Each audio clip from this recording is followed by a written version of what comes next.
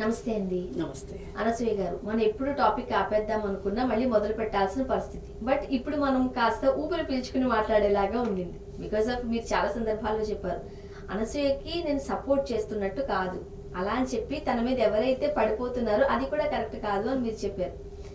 ఇప్పుడు అనసూయ గారు మీడియాకి వచ్చి మాట్లాడదాం అనుకున్నాను, బట్ నన్ను మాట్లాడించే పరిస్థితుల్లో లేరు, నేను కాస్త సిక్ అయ్యాను, సో నేను ఇట్లా జూమ్కి వచ్చి మాట్లాడుతున్నాను అని అనసూయ గారు తను ఏదైతే మాట్లాడాలనుకున్నారో అవన్నీ చెప్పారు. నన్ను ట్రోల్ చేయడమే వాళ్ళ పని అన్నారు. ఓకే, సో ఆవేదన అంతా తను వ్యక్తం చేశారు. ఏమంటారు, ఆ ప్రెస్ మీట్ అనాలా లేకపోతే దాన్ని జూమ్ మీటింగ్ అనాలా? లేదు, యాక్చువల్లీ ప్రెస్ మీట్ జరిగింది. Women and transgender JAC joint action కమిటీలో నేను కూడా మెంబర్ని. అయితే జేఏసీ కండక్ట్ చేసింది మీటింగు, ఈ ప్రెస్ మీటు. అయితే ఈ మా ఉద్దేశం ఏంటి అంటే, అసలు వాళ్ళు ఎవరెవరో వచ్చేసేసి మిడిమిడి జ్ఞానంతో సగం సగం తెలివితేటలతోటి బుర్రలు ఎక్కడో మోకాళ్ళల్లోనూ అరికాళ్ళల్లోనూ పెట్టుకొని మాట్లాడితే ఇవన్నీ వాస్తవాలు అయిపోతాయా?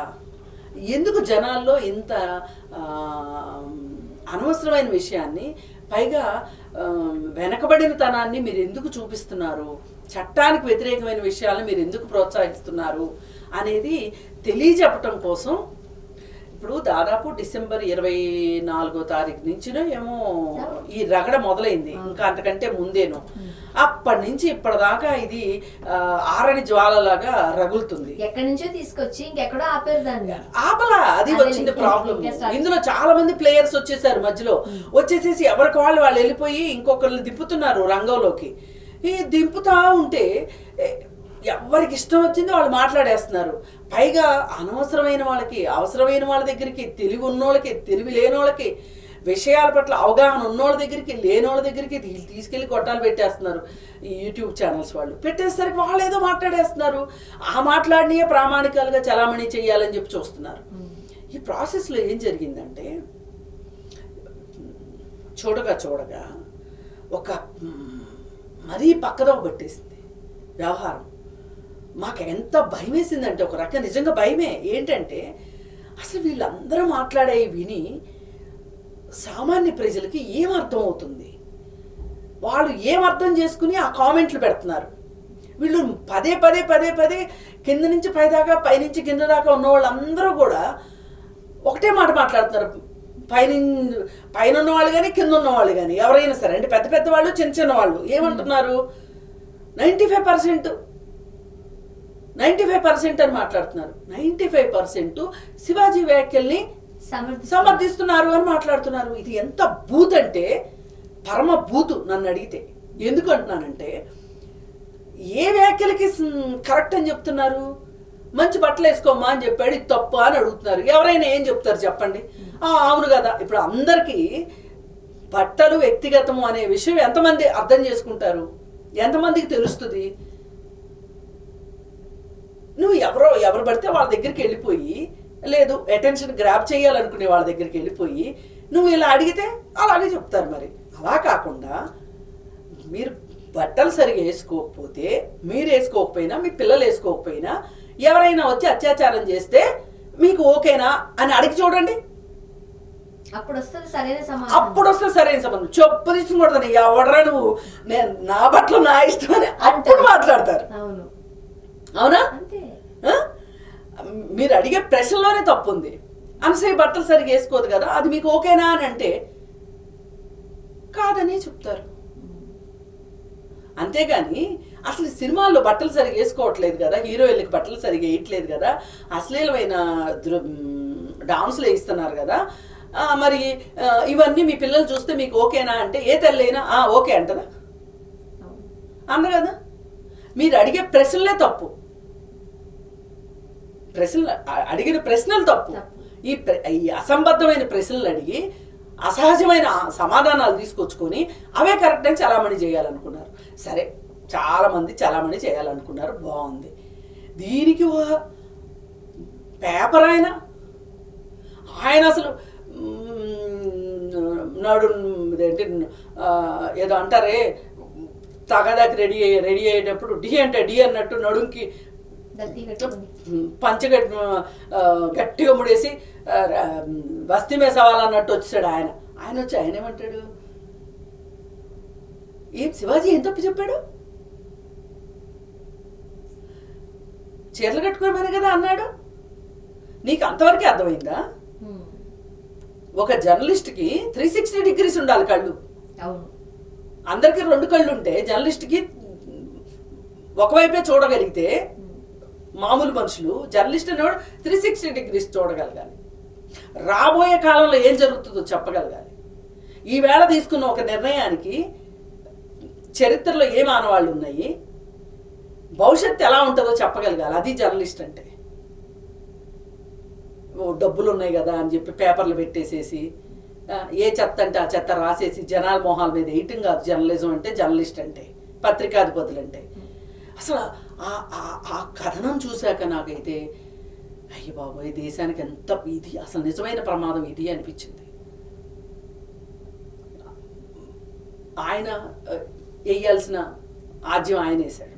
ఇకపోతే బీజేపీ గవర్నమెంట్ బీజేపీ వాళ్ళ దృష్టిలో పడాలి అని చెప్పి సనాతన ధర్మం అని చెప్పి లేచిన దగ్గర నుంచి రాత్రి పడుకునేదాకా సనాతన ధర్మం నీళ్లే తాగుతున్న వాళ్ళు కొంతమంది, అలాగే ఏమి వస్తాయో కేసులు పెట్టేసి పబ్లిసిటీ తెచ్చుకోవాలని వాళ్ళు కొంతమంది, ఇలా రకరకాల వాళ్ళు చేరిపోయి దీంట్లో రోజు కాస్త అగ్నికి ఆజ్యం పోస్తూ ఉన్నారు. ఇక ఫైనల్కి మా అక్క వచ్చేసింది, మా అక్కయ్య సంధ్యారెడ్డి అక్కయ్య వచ్చేసింది. సంధ్యారెడ్డి అక్కయ్య వచ్చేసేసి మీరు మీ ఇష్టం వచ్చిన బట్టలు వేసుకుంటే రేపు చేస్తే రేపు చేయించుకోవాలి.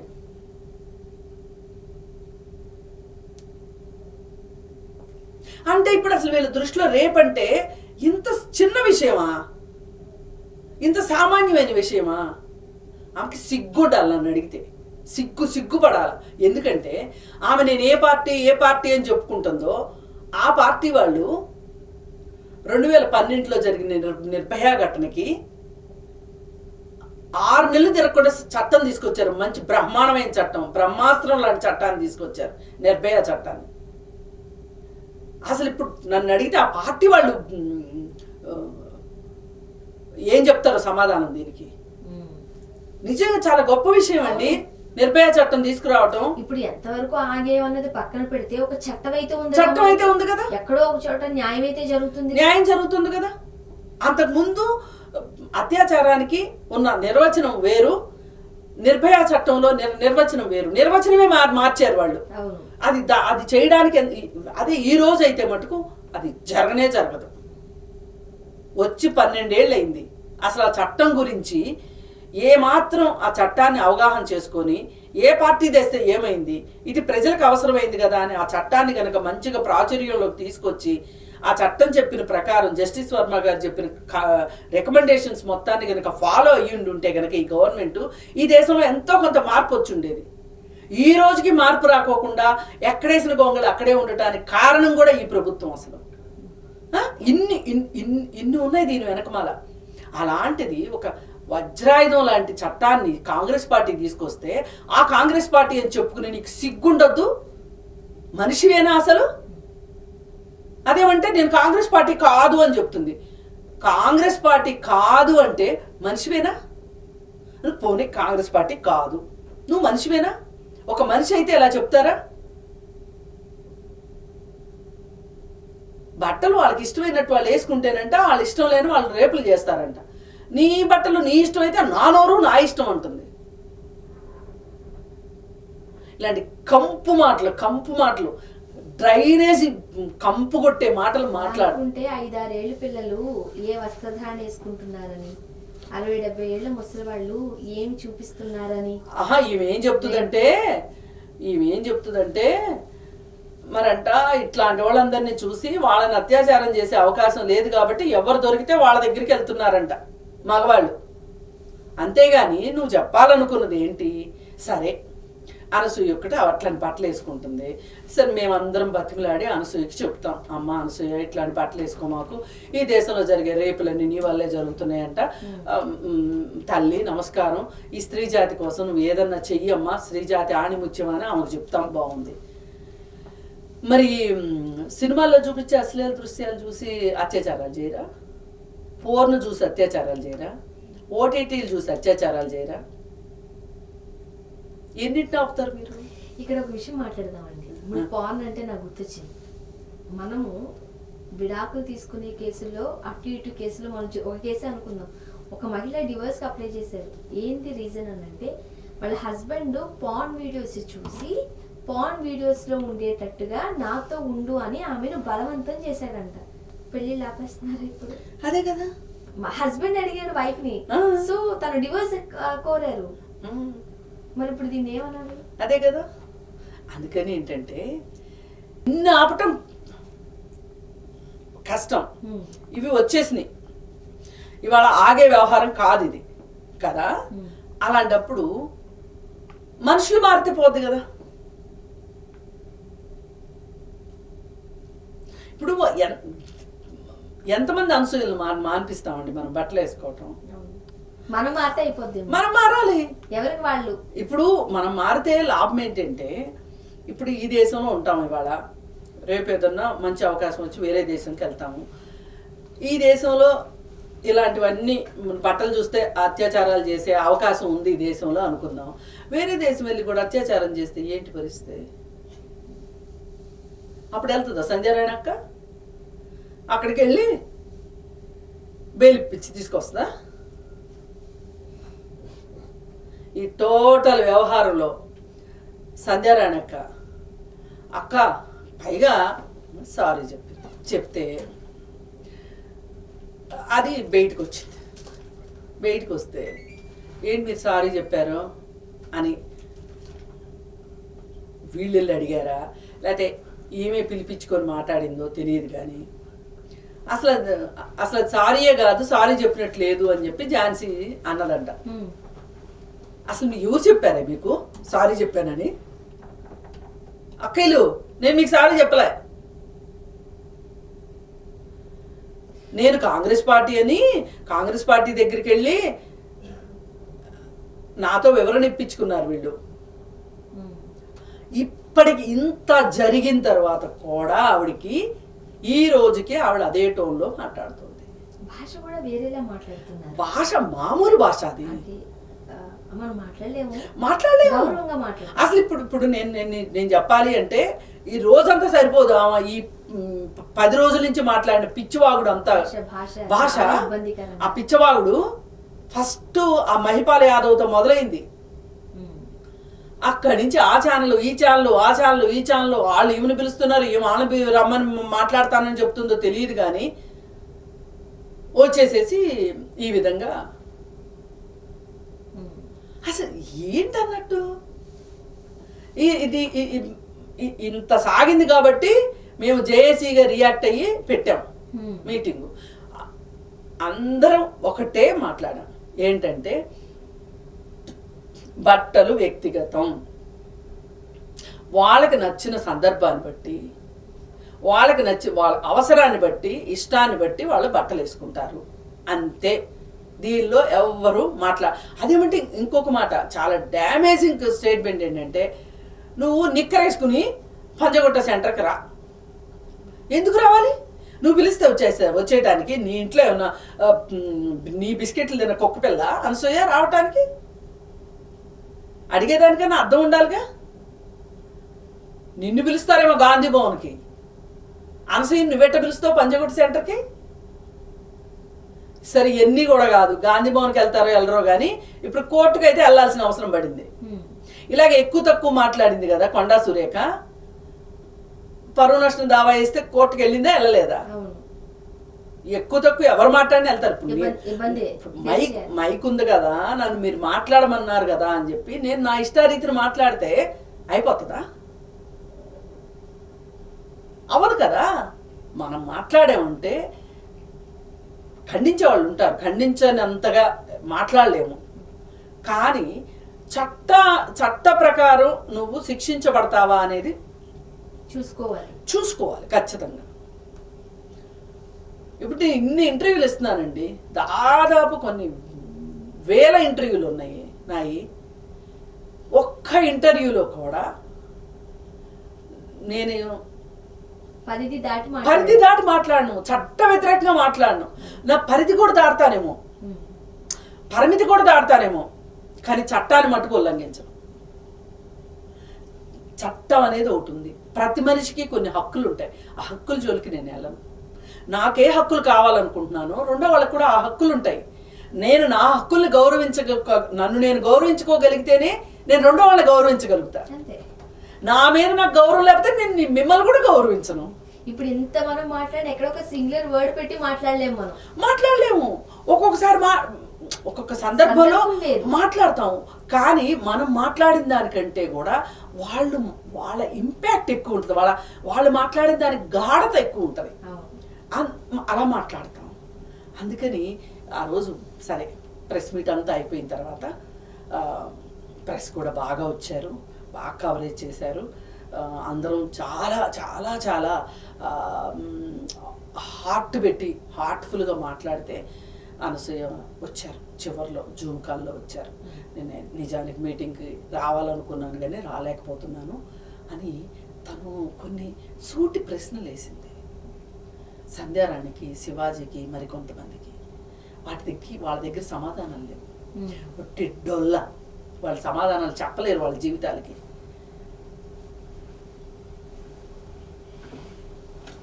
అయితే శివాజీకి ఎవరైనా సరే వేయగలిగిన ప్రశ్న ఏంటంటే, మా సంధ్యక్క అంటే పీవీడబ్ల్యూ సంధ్య, ఇప్పుడు ఈమెను కూడా కొంతమంది సంధ్యక్క అంటున్నారు. చాలా చాలా బాధాకరమైన విషయం ఇది. వన్ అండ్ ఓన్లీ సంధ్యక్క, పీవీడబ్ల్యూ సంధ్యక్క. ఇంకెవ్వరు అక్కలు లేరు, చెక్కలు లేరు. ఆమె ఒక్కటే సంధ్యక్క. సంధ్య అన్నది మరి శివాజీ చెప్పొచ్చు కదా, చీరలు కట్టుకున్న హీరోయిన్లు ఉన్న సినిమాలే చూడండి మీరు. వెకిలితనంగా ఉన్న బట్టలు ఒకవేళ సినిమా వాళ్ళు మంచో చెడో తీసేశారు, అవి చూడకండి అని శివాజీ చెప్పడేందుకు? ఆయన కూడా అదే సినిమాలో నటించాలి కదా. అదే కదా, అంటే ఊళ్ళో వాళ్ళకి నీతులు, ఈయన ఏం చేసినా పర్లా, ఊళ్ళో వాళ్ళకి నీతులు చెప్తాడా వచ్చి? ఇలా ఉంటాయి. అందుకని కొంచెం శివాజీ కూడా ఆలోచించుకుని, అవసరమైతే ఆయన ఏదైనా ఒక నిరాహార దీక్ష కూర్చుంటానంటే మేము కూడా సంఘీభావం తెలుపుతాం. దేనికోసం?